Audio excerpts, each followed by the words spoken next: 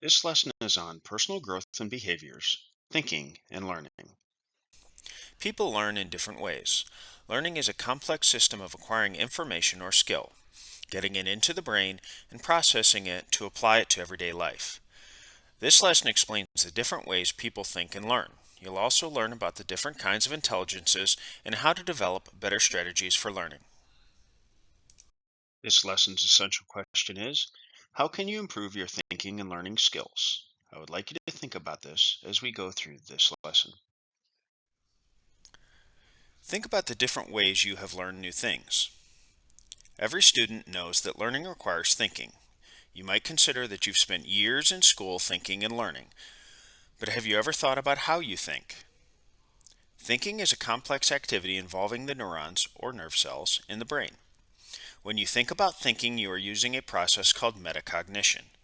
Metacognition is actively paying attention to your thinking. This kind of awareness is an important tool for developing your skills as a student and as a person. In this lesson, you will gain a deeper understanding about ways to think and learn, and your own personal strengths in thinking and learning. At the end of this lesson, you should be able to approach your studies in a fresh way, with better skills for learning new things. Alright, quick question. True or false? Active learners use goal setting, time management, and progress assessment techniques to gauge their own progress. A is true, B is false. The answer is A, true. Active learners do not wait for learning to happen. They make it happen. You learn to crawl, stand up, walk, as well as other tasks because you wanted to learn them. This desire to learn made you ask the people around you for help. Active learning is an instinct you were born with and will possess throughout your life. This lesson shows you how to become an active learner. We will prepare for this lesson by discussing the key questions of the student learning plan. What will you accomplish in this lesson? Analyze how thinking and learning affects your academic performance. Why is this lesson important? People learn in different ways. Learning is a complex system of acquiring information or skill, getting it into the brain, and processing it to apply it to everyday life. This lesson explains the different ways people think and learn. You'll also learn about the different kinds of intelligences and how to develop better strategies for learning. This week's learning objectives: distinguish between active learner and passive learner traits, explain how creative and critical thinking work together, describe the difference between objective and subjective thinking, explain the essential elements of the learning process, examine the different modes of learning preferences, describe the 8 types of intelligences, explore how to expand your learning preferences and your intelligences. Define keywords: assumption, which is something taken for granted, a supposition or a guess; context, a set of circumstances or facts that surround a particular event, situation, or story; creative thinking, developing ideas that are original, useful, and can be further explored; critical thinking, evaluating and judging your own and others' ideas, assumptions, or actions; data, which is information; kinesthetic, muscle sense, the sensation of movement; linguistic, having to do with language; metacognition, the awareness and understanding of one's own thought processes; objectivity, expressing or dealing with facts or conditions as perceived without distortion by personal feelings, prejudices, or interpretations; passive, acted upon by an external agency, receptive to outside impressions; pragmatist, a practical person; schema, a mental map or outline of the way you think about something, your own representation of reality; sociological, pertaining to the science of society, social institutions, and social relationships; spatial, existing in space; stimuli, something that causes a response, such as an action, feeling, or thought; subjective, existing in the mind, belonging to the person who is thinking rather than to the object of thought. I would like you to ask yourself, how do you learn new things, skills, concepts, procedures? How do you solve problems? People problems, technical problems? How do you form opinions? Opinions about people, opinions about rules. Active learners generally display specific traits and can identify personal goals and steps necessary to achieve those goals, use resources to identify the people and tools available to aid in goal pursuit, learn how to solve almost any problem they ever have to face, look at situations objectively, think critically and creatively, ask the right questions, use time well because they are organized and set priorities, apply good reading, studying, and questioning skills to written materials, apply good listening skills in the classroom, find patterns and take effective notes to organize materials for studying, assess progress along the way, and revise their plans. You can probably think of additional traits that active learners possess. In contrast, passive learners may work hard, but they do not take charge of the learning process. This slide compares the differences between active and passive learners. Using active learning can solve problems, answer questions, formulate questions of your own, discuss, explain, debate, and brainstorm during class. I'd like you to take a moment to think about the different types of thinking. Two approaches that active learners use are critical thinking and creative thinking. In critical thinking, you reflect on, evaluate, and judge your own and others' ideas, assumptions, and actions. In creative thinking, you develop ideas that are original, useful, and worthy of exploration. This picture provides an example of creative and critical thinking. Active learners use both creative and critical thinking. For example, an active learner might brainstorm, which is creative, to come up with ideas to solve a problem, and then evaluate, which is critical, to see which ideas is the most workable. This is just one example of how creative and critical thinking can work together. In both cases, creative and critical thinkers tend to develop their own ways of solving problems, have interests in many areas, take more than one perspective on a problem or situation, think about the future consequences, and are confident and trust in their own judgment. As you grow and mature, you learn to shift from seeing the world as being centered around only yourself, subjective, to seeing it in a way that many people can agree on what it means, objective. Objectivity allows us to communicate effectively and persuasively with others. Using objectivity helps you persuade other people and can gain you allies when working towards change. To support critical thinking and active learning, you must be able to think objectively. Objective thinking means that you consider the facts and others' perspectives and not just your own feeling and ideas. Subjective thinking is also valuable in learning, especially if you can use this type of thinking to relate something you already know to something you are in the process of learning. Keep these subjective and objective viewpoints in mind when you are communicating with others. Both viewpoints are necessary in life, but learn to use them appropriately. Distinguishing between these viewpoints is especially important when you are asking questions, taking tests, or giving presentations. Active learners combine critical thinking and objectivity to ask good questions. They ask questions to get a complete picture and to expand their knowledge. You can't get anywhere without asking questions.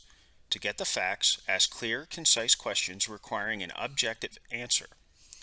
To learn opinions and feelings, ask subjective questions. Form the habit of asking questions and learning from everyone you meet. You may be afraid to ask questions because you think people will feel you are not very smart. Don't be afraid. The only way to learn is to ask questions, and don't forget the dumbest question is the one that's never asked. Active learners use both types of thinking, critical and creative, to give a good answer to questions. You must recognize whether the question is asking you to be objective or subjective in your answer. Recognizing different types of questions will help you identify whether your answer should be subjective or objective. Answering questions on a test is covered in a later session. Next, we're going to review exercise 1, asking questions to relate the importance of asking questions to the process of learning. Our cadet portfolio from the dashboard, we're going to select core curriculum. We're going to scroll down to personal growth and behavior, thinking and learning. And then we're going to scroll down to exercise 1, asking questions. We're going to review the content that we just talked about. Once you've reviewed all the content, you're going to mark as complete and select Save. All right, let's see what we remember. What is the difference between subjective and objective thinking? Is it A, subjective thinking occurs quickly, objective thinking is slow or ponderous? B, subjective thinkers deal with interpretations, while objective thinkers deal with facts? C, subjective thinking is an active thinking skill, while objective is a passive skill? Or D, all of the above? The answer is B, subjective thinkers deal with interpretations, while objective thinkers deal with facts. A new cadet asks you if you could help him become a better active learner. You say, sure I will. You tell him to make a list of his current learning methods. After he finishes his list, you ask him which one of the methods he would like to improve the most. To see if he understands what he needs to change, which one of the following methods do you hope he chooses? Is it A, I try to learn major concepts and details? B, I try to memorize the scenarios as they are written in the text? C, I try to read the text and make an outline to help me review my notes? Or D, I try to approach learning as thinking? The answer is B, I try to memorize scenarios as they are written in text. Active learners generally don't tend to memorize things. They do A, try to learn major concepts and ideas. A what question usually has an answer that is blank. Is it A, critical, B, subjective, C, passive, or D, objective? The answer is D, objective. Think about various school subjects and what learning thinking methods are involved. What do you think about the learning process? What steps do you think are involved? Let's explore the learning process. First, we'll look at the learner's actions. Learning becomes relevant through personal context. Students need to understand how this new information relates to their real life. Learning is dependent upon motivation. Students need to be motivated in order to commit the new information to memory. Learning is reinforced through hands-on experience. This experience enables the students to put a concept or theory in context and examine the parts that make up the whole. Now looking at the content. Learning requires linking new information to prior knowledge. The brain has much greater capacity to take in and store information than it can relate to something it already learned. Teachers need to help students make these connections. Learning is achieved more efficiently when information is chunked. By grouping together related information, the brain forms a concept and assigns meaning. Learning is enhanced with time for reflection. Reflection, or thinking about what you just learned, helps put the new information into long-term memory. Activities such as group discussions, questioning, and writing in a journal all aid in this process. That's why you'll notice multiple times throughout each lesson I ask you questions about the things we're learning. Which brings us to activity. Learning is retained longer when associated with senses and emotions. The more senses that are involved in the learning experience, the more stimuli have a chance of reaching long-term memory. Learning occurs in an environment that fosters and accommodates various ways of being smart. We all have multiple intelligences that need to be accommodated and strengthened. We will discuss this in depth in the next section. Learning is a high-energy activity. If not rehearsed, new information will begin to fade after about 30 seconds. It is essential that instructors cover new information several times and in a variety of ways. Alright, let's see what we retained. True or false? New information begins to fade after about 30 minutes if not rehearsed. A is true, B is false. The answer is A, true. Alright, next question. Cadet Barnes listens to music while he studies history. This may not affect his ability to study because blank. Is it A, he really likes history and is very motivated to learn it? B, he has a solid schema of the era he is studying? C, the music he plays is more than 30 seconds long? Or D, his brain tunes out the music while he's studying? The answer is D, his brain tunes out the music while he's studying. I would strongly discourage you from doing this, though, because it's very hard to focus on multiple things at multiple times.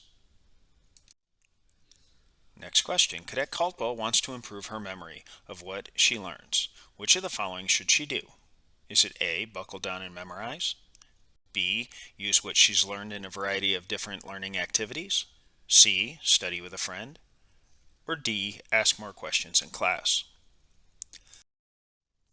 The answer is B, use what she learned in a variety of different learning activities. Think about how you can use the elements of the learning process. The learning process is all about how we take in, filter, store, and organize information in our brain. The research in how the brain perceives and processes information leads us to a greater understanding of how we learn. Some of this research comes from a book, The 9 Facets of Brain-Compatible Learning by R. Bruce Williams and Stephen E. Dunn. An important component of our learning is the process of directing our attention. This brings us squarely into the question of motivation. What do we focus on and why? Your motivation or personal interest is an important component of what you consciously choose to focus on. You may ask yourself, what is the payoff or reward? Are you learning for pleasure or for the avoidance of pain? Are you grades-oriented or learning-oriented?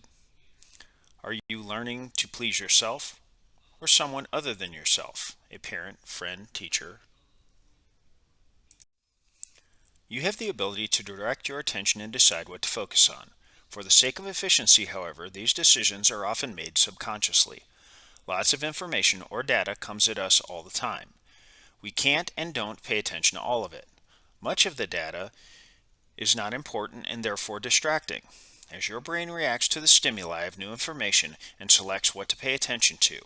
Thus, you can ignore the sounds of the air conditioner or refrigerator, the person behind you in the fast food line, traffic noise, and so on. This physical fact reflects an important reality in the learning process.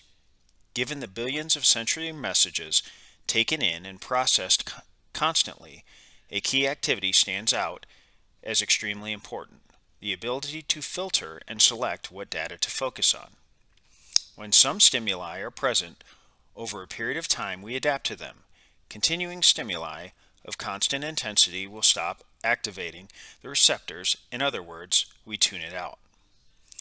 Think about what this means about how you learn. Not only is this data being absorbed, but it's also being evaluated against prior knowledge and then interpreted.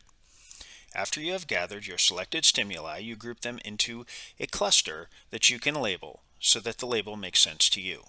This helps you know, almost without thinking about it, whether it's safe to reach out and touch a hot iron. You have a stored set of beliefs in your memory called a schema. The schema is an outline of the way things are, your own representation of reality. These beliefs cause you to monitor and select stimuli you take in and to which you pay attention. These internal models limit the data you are curious about and explore. Think about the situations in which you learn best. Each of us has a unique manner or modality of learning. For instance, do you like to work late at night, or do you do your best learning after lunch? Do you read in a quiet room, or can you absorb information with the TV on and people talking in the background? Do you sit straight up in a chair or stretch out with your feet extended? Learning is best accomplished by each of us in different ways. Learning styles are the way individual people begin to concentrate, process, internalize, and remember new and difficult material. These perceptual strengths are our preferred ways of interacting with information. When students learn with their own learning preferences, they learn more with less difficulty and remember far longer than traditional teacher-centered methods. There are many ways in which people learn and process new information.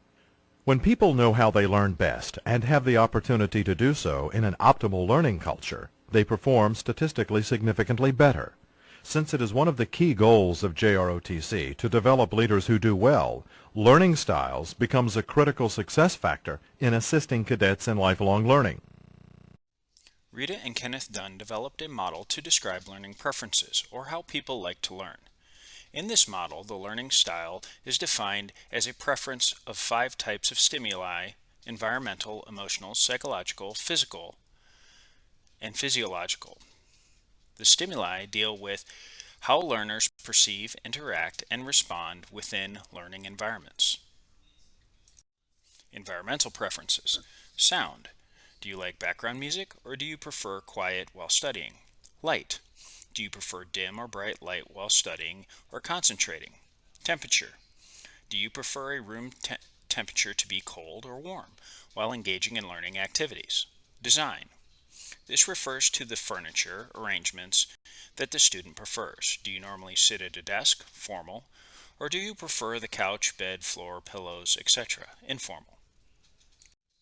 Emotional preferences. Motivation. Are you self-motivated to learn, or are you primarily motivated by adult feedback and reinforcement? Persistence. This relates to the learner's attention span and the ability to stay on task. Do you prefer to work on one task, or do you like to work on a variety of tasks simultaneously? Responsibility. Do you prefer to work independently with little supervision, or do you prefer to have frequent feedback and guidance? Structure. Do you like step-by-step instructions, or do you prefer to be given an objective and left alone to decide how to complete the task? Sociological preferences. Self. Do you prefer working on a task by yourself? Pair. Do you prefer working on a task with one other person? Peers and teams. Do you like working as a member of a team? Adult. Do you like to work with an adult or a teacher? Varied. Do you like routines or patterns, or do you prefer a variety of procedures and activities? Physical preferences. Perceptual. Are you a visual, auditory, or kinesthetic learner? Intake. Do you prefer to drink, eat, or chew gum while studying? Time. This refers to the time of the day when you have the most energy. Are you an early bird or a night owl, or somewhere in between? Mobility. Can you? Do you like to move around while you're trying to learn, or do you like to be stationary? Physiological preferences. Are you global analytic? Are you a big picture person, or are you more detail oriented? Hemispheric. Do you have left brain tendencies, sequential learners, or right brain tendencies, simultaneous learners? This overlaps with the global analytic preference. Impulsive reflective. Do you tend to make decisions quickly, or do you take time to consider all the options? Next, we're going to complete exercise 2, the learning preferences inventory. Again, in our cadet portfolio from our dashboard, we're going to select core curriculum.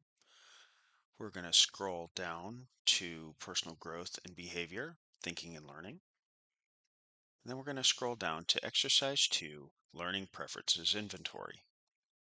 Okay, there are a series of questions, and what you're going to do is you're going to say whether you agree or disagree with each one of these statements. If the room is too hot, I can't concentrate. Do you agree with that or disagree? Again, you're going to go through each one of these sections: environmental, emotional, psychological, physical. And then once you are done, we're going to mark as complete, scroll back up to the top, and hit save. The picture shows the Kolb's experiential learning model. Kolb viewed the learning cycle as a series of experiences. You can enter the cycle at any of the 4 processes. The concrete experience occurs when the learner is actively experiencing an activity, such as science lab or a field class. Reflective observation occurs when the learner is consciously reflecting back on that experience. Abstract conceptualization happens when the learner is being presented with or trying to conceptualize a theory or model for what is or is to be observed. And active experimentation happens when the learner is trying to plan how to test a model or theory or plan a forthcoming experience. Kolb associated each stage of the cycle with 4 learning preferences. According to Kolb's model, the 4 learning styles include the theorist. These people learn best by using abstract conceptualization and reflective observation, such as lectures, papers, and analogies, and like to ask such questions as, how does this relate to that? Theorists prefer to learn by using case studies, readings, and thinking alone. Pragmatists are most likely to learn by using abstract conceptualization and active experimentation, such as laboratories, fieldwork, and observations. They ask, how can I apply this in practice? They do well with peer feedback and activities that apply skills. They prefer to be self-directed and autonomous learners. Activists used concrete experience and active experimentation, such as simulations, case studies, and homework. They tell themselves, I'm game for anything. Activists are happy learning by practicing a skill, problem solving, small group discussions, and getting peer feedback. They tend to solve problems intuitively, relying on others' information. And reflectors. Reflectors learn by using reflective observation and concrete experiences, such as logs, journals, or brainstorming. They like to think about the subject. The best instructional approach to use with reflectors is lectures with plenty of reflection time and group work. They are imaginative and have broad interests. Next, we're going to complete Exercise 3, Experiential Learning Styles. In your cadet portfolio from the dashboard, we're going to select Core Curriculum. We're going to scroll down to Personal Growth and Behaviors, Thinking and Learning. And then we're going to select Exercise 3, Experiential Learning Styles. Again, just like the last lesson, we're going to answer these questions, self-assessment. I would rather watch than do. Do you agree with that or disagree with that? Same as the last exercise. Okay, you're going to go through reflector, theorist, pragmatist, activist, and you're going to answer every single one of those questions whether you agree or disagree. Once you're done, you're going to mark as complete, scroll back up to the top, and hit save.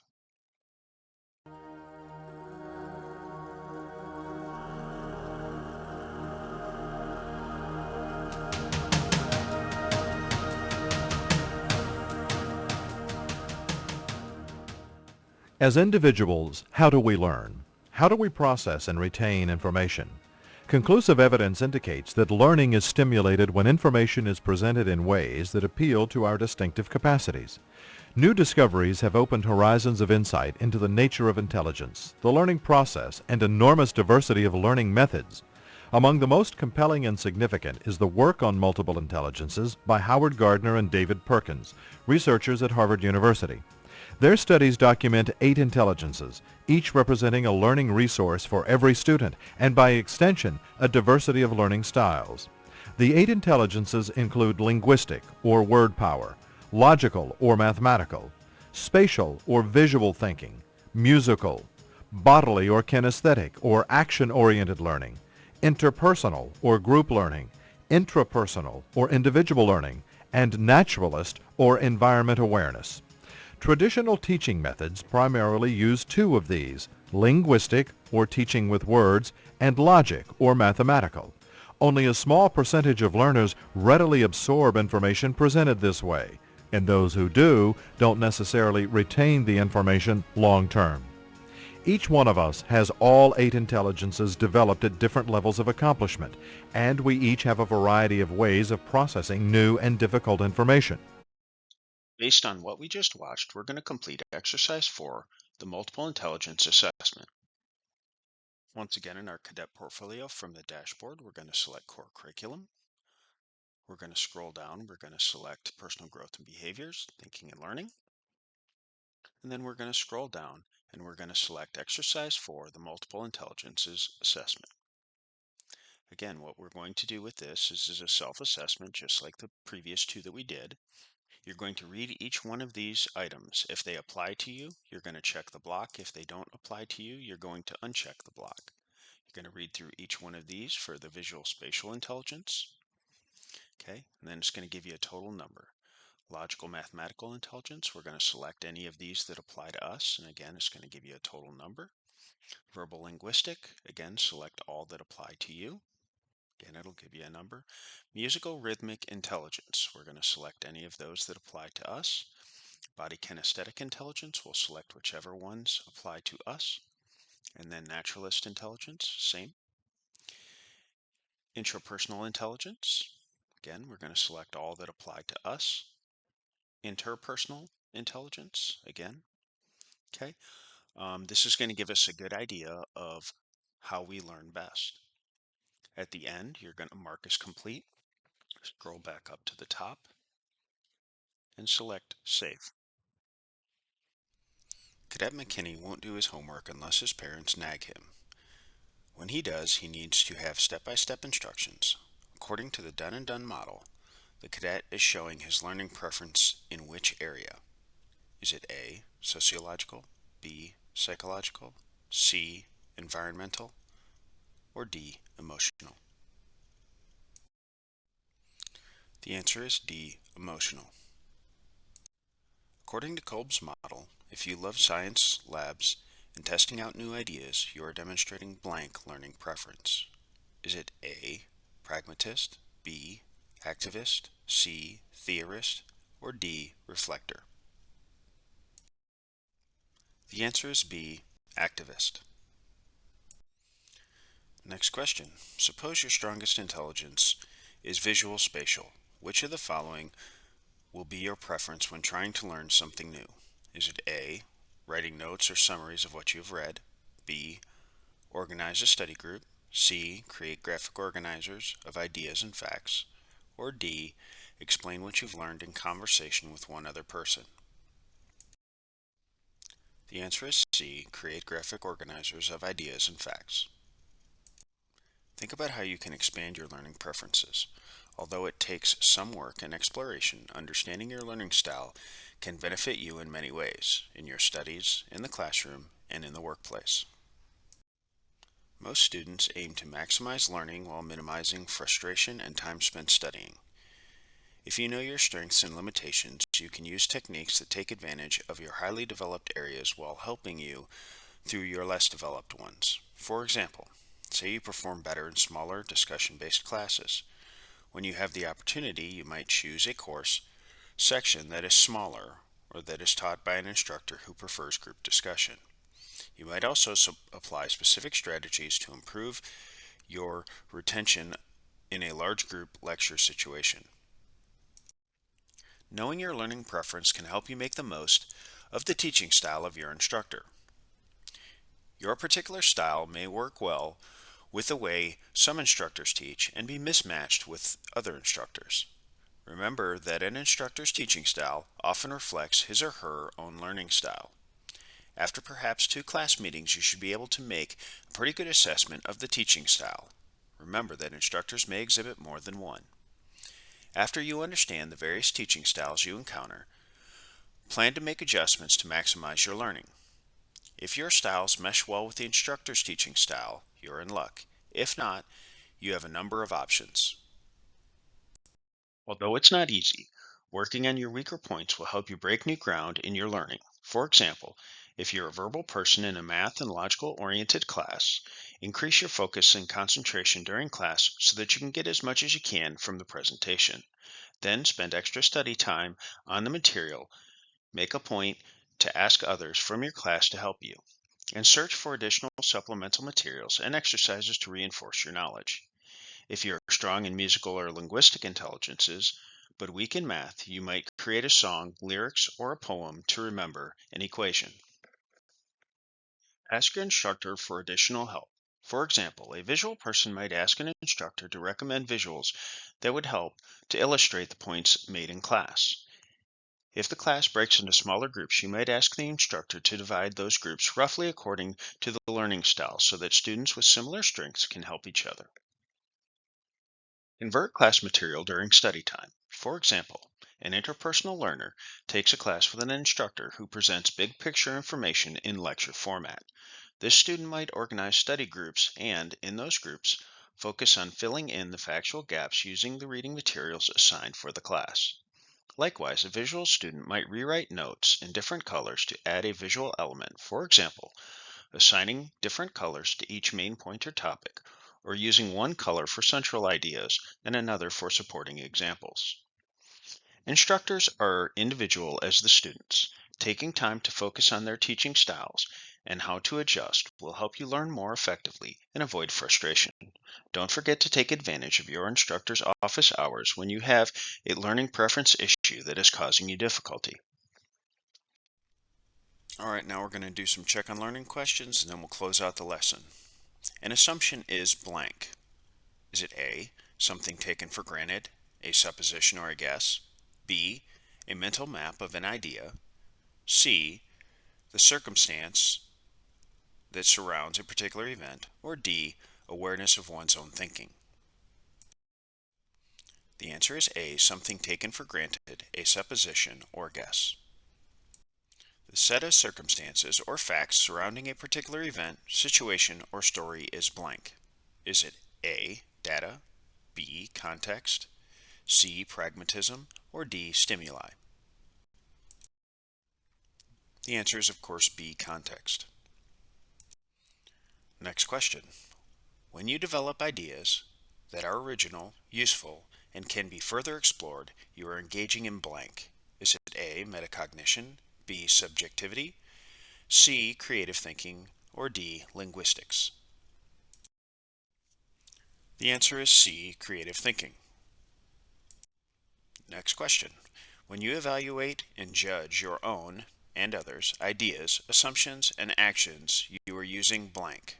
Is it A, objectivity, B, metacognition, C, schema, or D, critical thinking? The answer is D, critical thinking. Data is another word for blank. Is it A, information, B, computation, C, groups of numbers, D, groups of words? The answer is A, information. Blank is the sensation of movement or muscle sense. Is it A, linguistic, B, kinesthetic, C, pragmatic, or D, spatial? The answer is B, kinesthetic. Next question. If something has to do with language, it is blank. Is it A, logical, B, linguistic, C, interpersonal, or D, subjective? The answer is B, linguistic. Next question. Blank is awareness and understanding of one's own thought processes. Is it A, intrapersonal skill, B, metacognition, C, objectivity, or D, social skill? The answer is B, metacognition. The definition of objectivity is blank. Is it A, existing in the mind, belonging to the person who is thinking rather than the object of thought? B, pertaining to the science of society, social institutions, and social relationships? Or is it C, expressing or dealing with facts or conditions as perceived without distortion by personal feelings, prejudices, or interpretations? The answer is C, expressing or dealing with facts or conditions as perceived without distortion by personal feelings, prejudices, or interpretations. Blank means acted upon by an external agency, receptive to outside impressions. Is it A, active, B, stimuli, C, subjective, or D, passive? The answer is D, passive. Next question. A blank is a practical person. Is it A, pragmatist, B, theorist, C, realist, or D, schemist? The answer is A, pragmatist. A mental map or outline of the way you think about something is blank. Is it A, subjective, B, a schema, C, a graphic organizer, or D, a thinking map? The answer is B, a schema. The definition of blank is pertaining to the science of society, social institutions, and social relationships. Is it A, psychological, B, interpersonal, C, sociological, or D, environmental? The answer is C, sociological. Next question. Spatial means blank. Is it A, forgetting things easily and spacing out?